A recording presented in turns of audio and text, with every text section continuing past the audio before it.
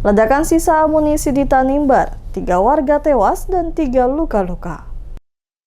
3 warga meninggal dunia dan 3 lainnya masih menjalani perawatan intensif akibat ledakan sisa amunisi jenis GL40 di Desa Atubuldol, Kecamatan Wertanrian, Kabupaten Kepulauan Tanimbar. Korban meninggal dunia masing-masing bernama Rafael Romrome, Eduardus Romrome, dan Tia Batmianik. Sementara itu 3 korban luka yang saat ini dirawat di RSPP Magreti adalah Apolonia Batlateri, Rafael Raja Romrome, dan Rafael Rian Romrome. Peristiwa naas tersebut terjadi setelah warga menemukan benda asing yang diduga sisa amunisi GL40 di kawasan latihan militer di Saum Laki. Benda tersebut kemudian dibawa pulang sebelum akhirnya meledak dan menimbulkan korban jiwa serta luka-luka.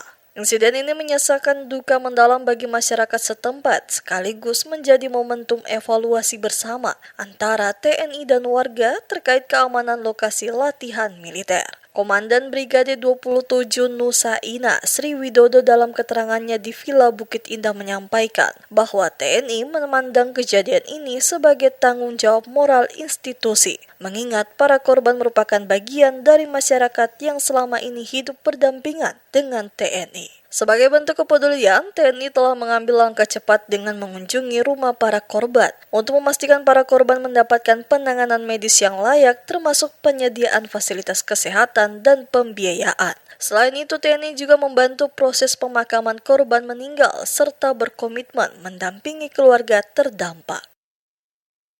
Sehingga kita tidak akan menjadikan beban bahwa ini adalah musibah dan itu ditanggung hanya keluarga almarhum saja, tetapi menjadi bagian tanggung jawab kami untuk membantu rekan saudara kami yang mengalami musibah, khususnya keluarga dari Prada Paulinus.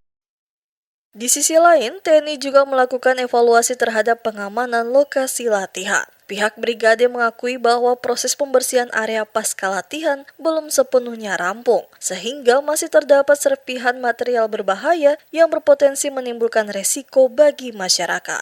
Untuk itu, masyarakat dihimbau agar tidak memasuki wilayah latihan sebelum ada pernyataan resmi bahwa lokasi telah benar-benar aman sebagai langkah pencegahan demi melindungi keselamatan bersama.